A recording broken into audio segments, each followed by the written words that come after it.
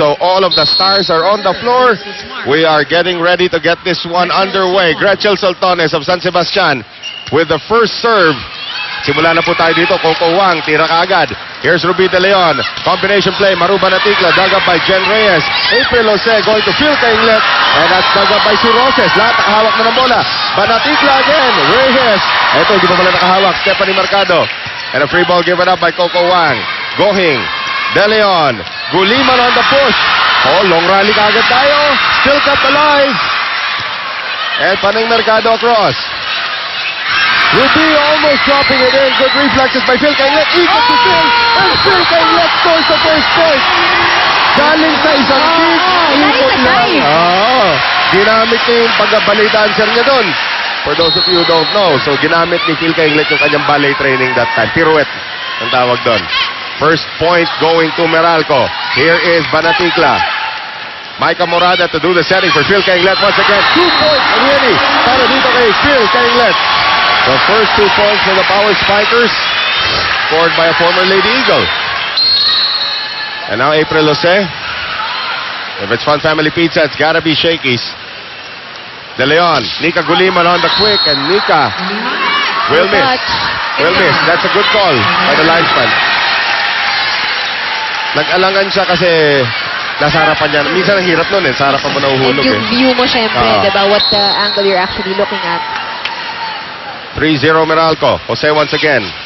Roses. And Roses cannot get the serve. So tandaan natin that Smart had an easy time sa kanilang unang dalawang panalo. Straight sets fashion yun against FEU and against PNP. Ngayon, hirap na hirap sila. Simula pa lang kontra dito sa Meralco. April Jose again! Kamote si Susan Roses. Rexona anti-first for deodorant. It won't let you down. So ngayon, we see that the points, itong mga puntos na nakukuha ng Meralco mula sa malakas na serve, April Jose. Was also a former UAAP best setter, if I'm not mistaken. Here's Maru Banaticla. Wow! Gising na si Maru. Kailangan nila yun, at this point. And now si Ruby De Leon to put it in play. Mercado, Kainglet, Paneng from behind, into the net. Hindi ready si Paneng that time. So 5-2.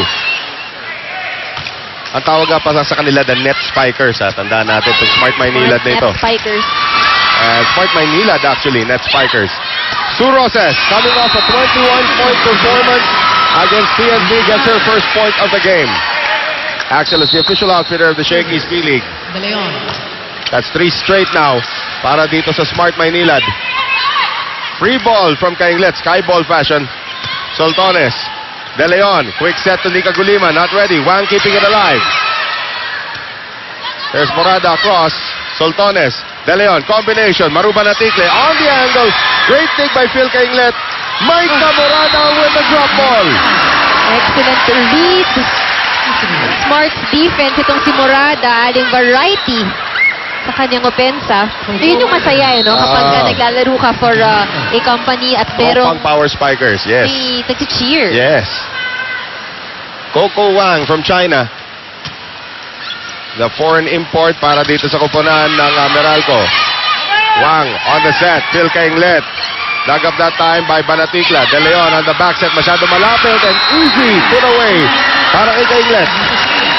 Kainglet off to a good start. Ayan na. Ang tropang Power Spikers. Yan. We might be in for a long one. Coco Wang, good serve. De Leon. And Banaticla getting it across. Oliver, Coach Oliver wanted an overreaching that time against Ruby. Here is Banaticla and Soltones still keep it alive. So ngayon, Maureen Penetrante Owano nagpakilala na. At 3 ay 5 abate rito ng Meralco kontra sa Smart Maynilad.